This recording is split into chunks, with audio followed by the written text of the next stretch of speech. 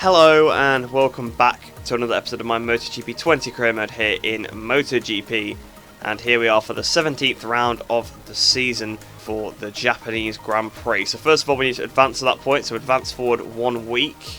Now I've got a notification on the technical staff, so a new chief engineer is applying. So it's another A grade, pretty good on the electronics, pretty bad on the engine to be honest.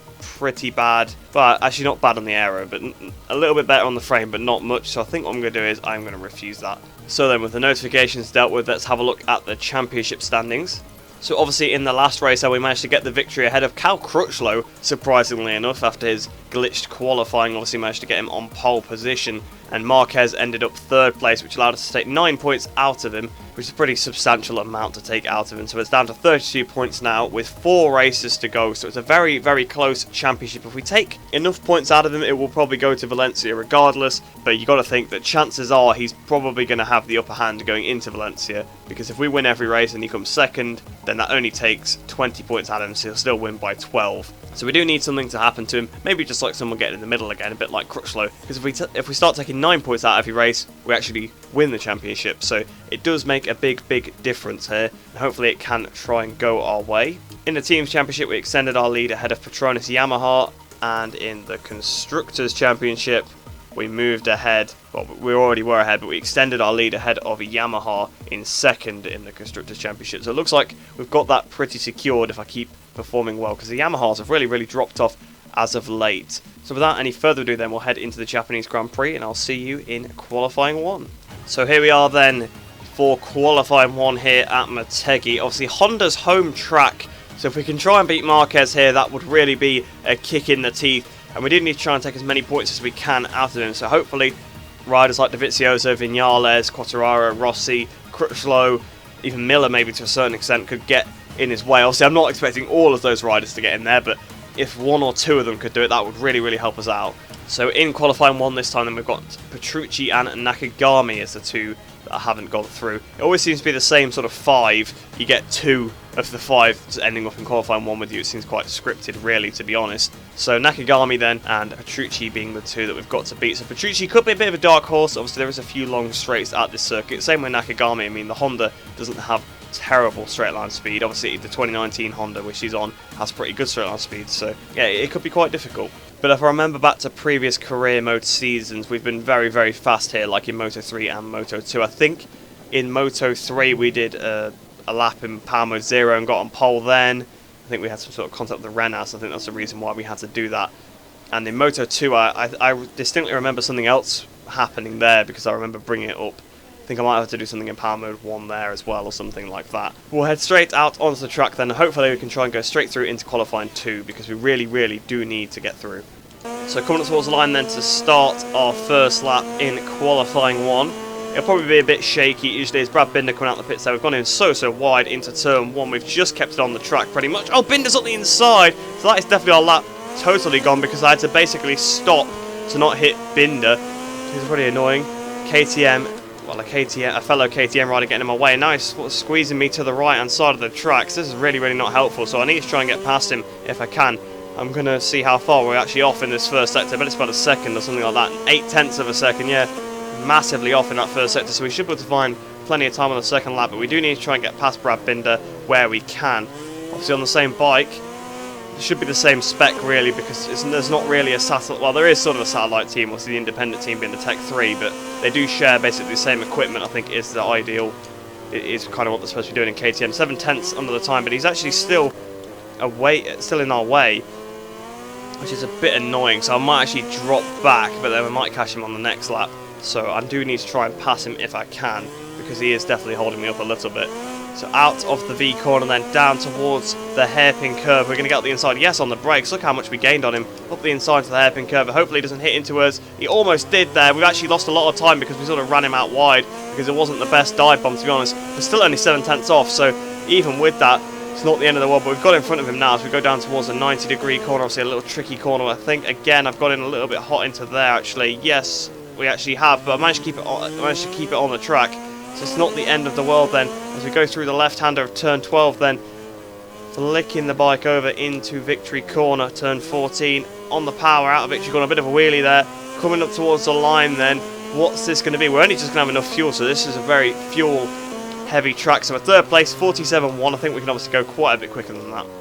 So half a tenth off in the first sector then, so yes, much better. Nearly 2 tenths underneath in the second sector. Alex Marquez has gone down apparently. Paulo Espargaro has gone down as well. So I did the rewind trick, and it's actually one of the Espargaros that's fastest. So 6 tenths underneath the time, so it looks like we're going to absolutely obliterate this current pole position. Petrucci's now gone fastest, which has changed one of our sectors to a personal best that was currently a session best before that. So as we go into 13, flicking it over into victory corner, we've almost actually had a high side through there. The rear end came up massively, so I don't think it's actually going to be the fastest lap because we lost probably quite a bit of time from that. Coming over the line then, 16 thousandths away from Petrucci's time, so we are going to have to head back to the pits and go for another run. So we're still in second place. I do want to try and improve the lap, but hopefully this will be good enough to get us through anyway, but I do want to try and get first place just to be safe. So we're 80 thousandths underneath in the first sector. Nearly 2 tenths under in the second. Still only about a tenth underneath in the third sector, but it should still take us to the top of the timesheets. So out of victory corner then, coming up towards the line. Bit of a wheelie actually out of victory corner. That might have affected the lap time. Up towards the line then. 45.2 to 35 thousandths quicker than Petrucci. I think he might have actually just improved the lap himself as well. So we have gone top of the timesheets for now, but I will try and do another faster lap. So we're a bit off in the first sector, nearly 1.5 tenths down. 80 thousandths down in the second. 20 thousandths underneath in the third sector, so we found a bit of time.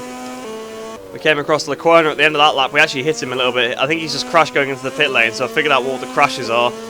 But as we're coming up towards the line then, 1 minute 44.9, so we actually found a bit of time in that last sector, so that should be good enough to get us through, hopefully. We've gone in very, very wide, but we're not going to have enough time to go back to the pits and refuel, so hopefully that's good enough.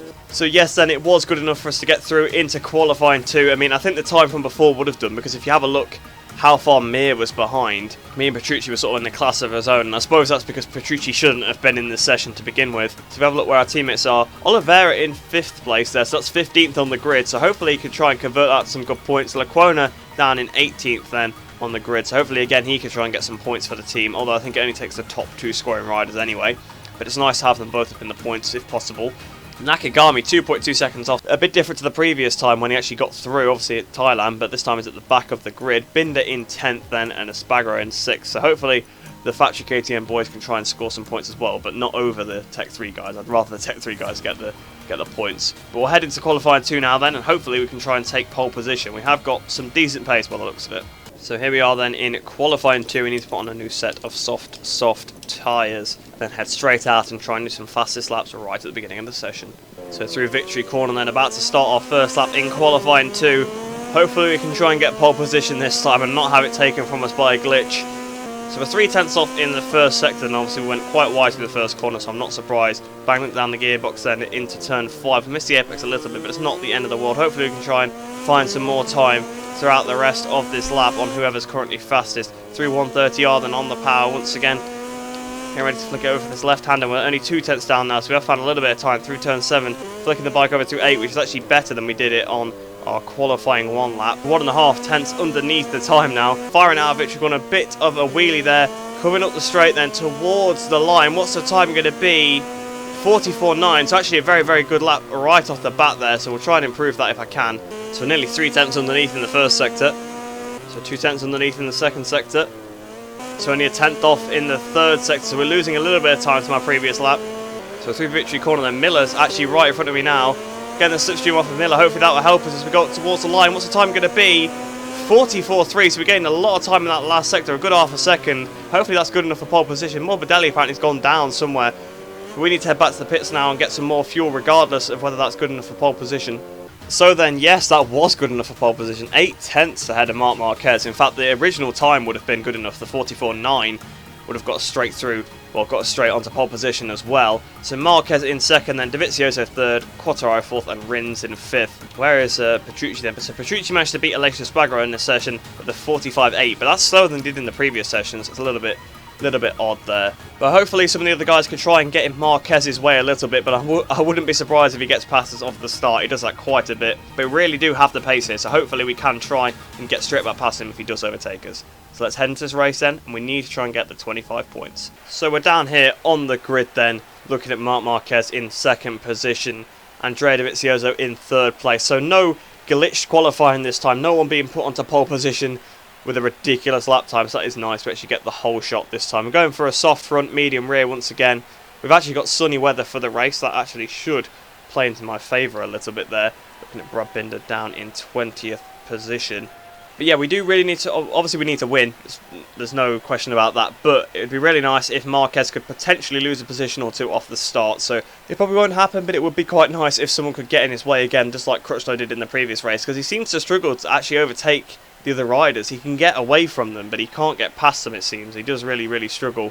We've seen that a couple of times this season. Obviously, he got stuck behind Miller back in Jerez, which awarded me the win. Marquez probably actually could have had a faster pace than me in that race, but to be honest, he just got held up behind Miller. He also got held up by Dovi. Well, maybe he didn't get held up by Dovi, but he couldn't get past Dovi at Catalonia, even though he had the whole race. And then obviously then he couldn't get past Crutchlow, and two of those riders, Miller and Crutchlow, really were probably slower than him, to be honest. So I don't know why he couldn't get past them, but he can pull away quite easily. So hopefully we can try and get in front of him and maybe hold him up and allow someone else to get past him. Obviously also at Silverstone he couldn't get through the pack. He ended up 6th place after losing a couple places off the start and not starting particularly well. So we'll get this race started then, and hopefully we can try and get the win.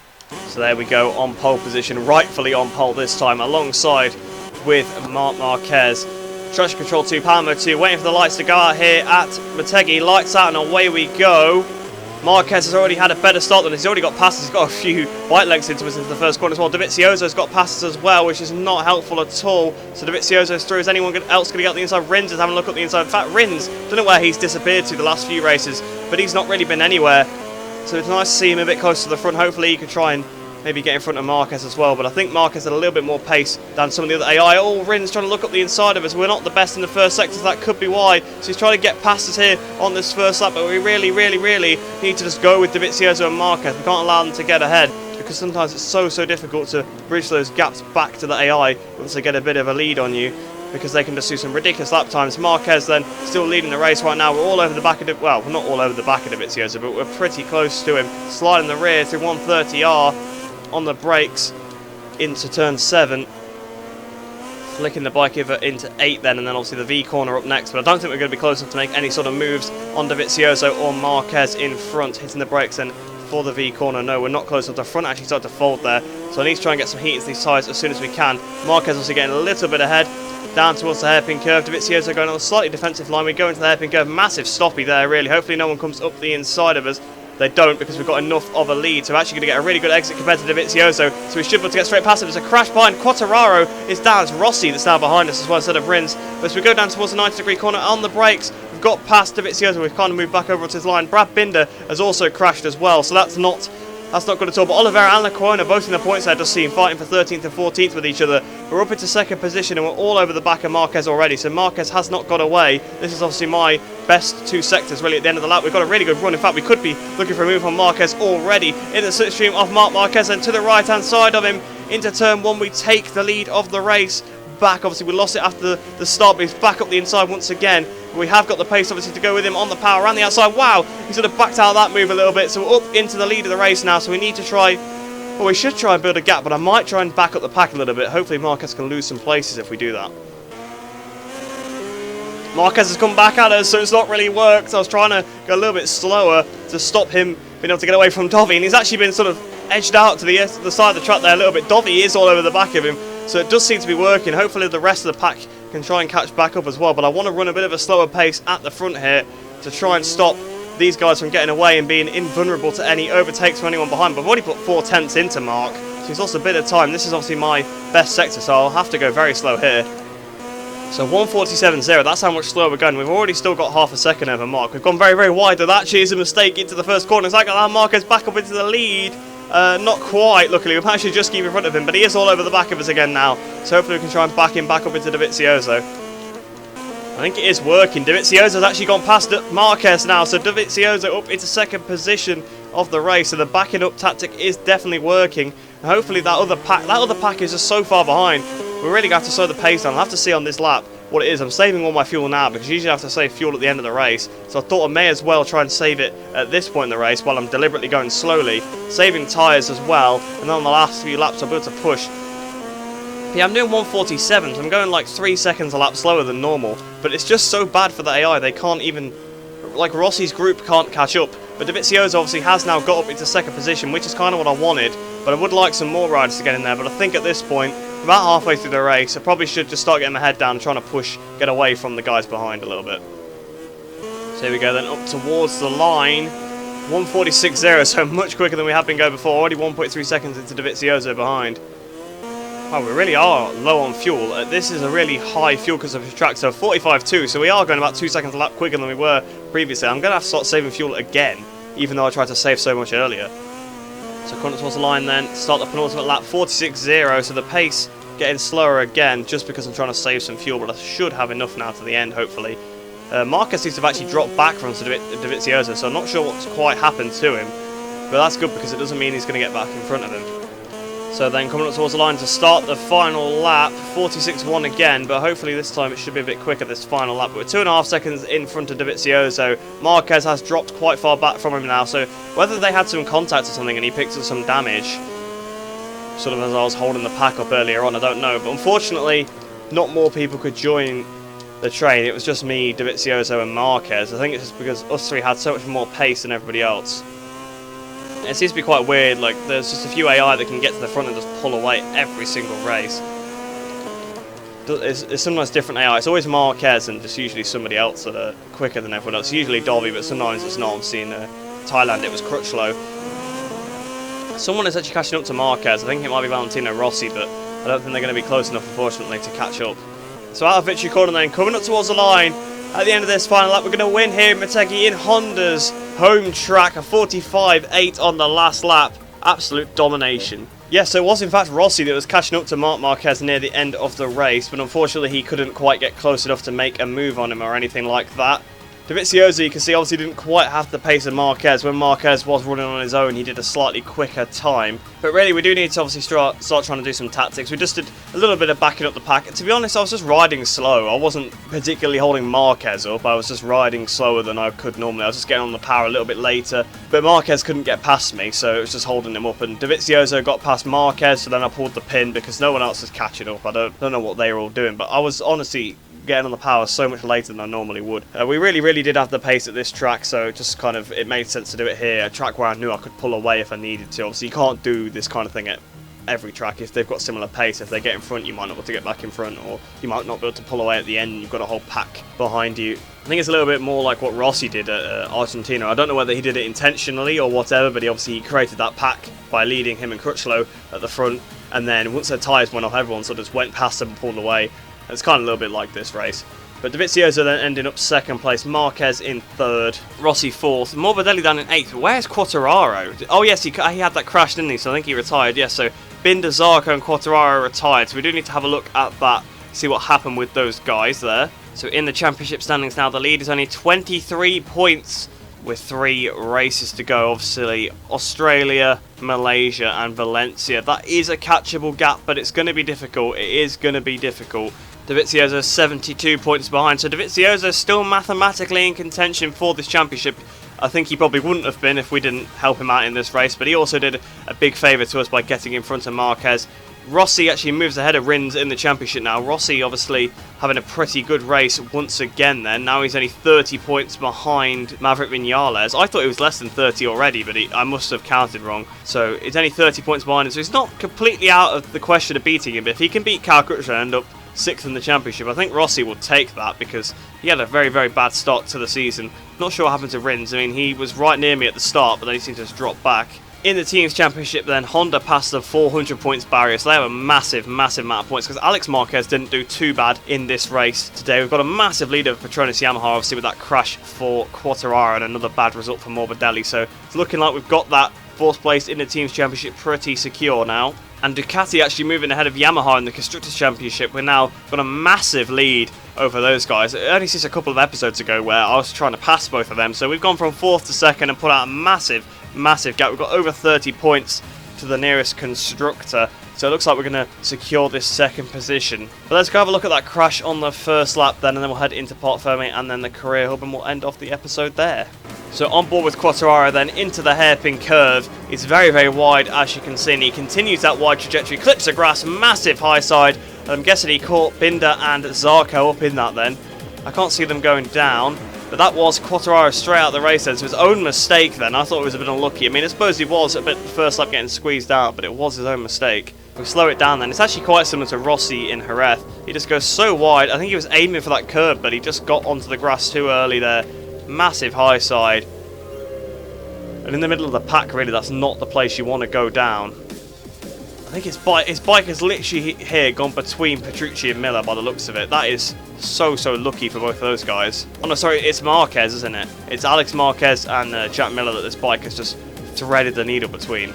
So this is on board with Zarco. Then you can see Quartararo a little bit in front. He has that massive high side. The bike goes between the pair of them, and oh, Zarco just gets hit by it. Zarco's bike actually goes off the track and then back into it, and that's how Binder got caught up.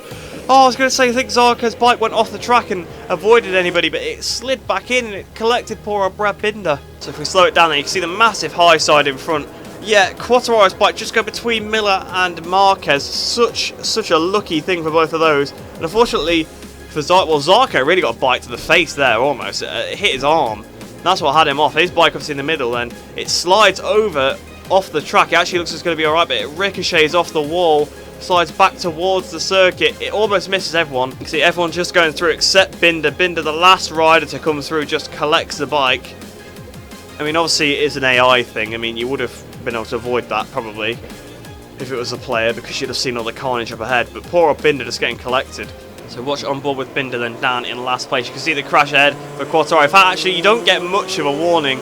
And to be honest, yeah, that bike does start to come back across the track, and there wasn't much he could do. He couldn't really see a lot of it just because a lot of the riders, but he did have a little bit of time there, but it was quite unfortunate for him. If we slow it down then, you can see Quartararo's bike just sort of doing pirouettes in the middle of the track. Everyone, Smith almost being caught up in that, but everyone avoiding that bike then from Quartararo except obviously Zarco. And then, oh, just straight into it, just sends him over the handlebars, and that was all three of those riders out of the race. So another one of those mass pile-ups. It's a shame Marquez never gets caught up in them. We really could do with some points over him. So yet another win in this season, and I think that's our 6th win of the season. We're really on a roll now. It's 2 in a row again. I think it's 2 anyway. We might have more than that. I keep losing track of which race we win, but obviously we lost at Aragon, so yeah, it is 2 in a row. Obviously backing up the pack today. The tactic kind of worked, but not really, so I probably won't bother with it again, because just the other AI just dropped too far behind. I was trying to make a bit of a pack, but it was only Dovi that caught up. So here we are then, going up to the top step of the podium. Once again, top 3 in the championship on the podium. Only 3 riders still in contention for this title, although Dovizioso looks like he'll probably lose contention at the next round, obviously being so close to that barrier. He'll need to win the race and Marquez to crash, really, for him to not be out of contention for that. In fact, he has to have that happen, because if he gains 20 points on Marquez, that's not enough. So then this weekend we gained 10,850 reputation points, which takes us roundly up to 430,000 reputation points.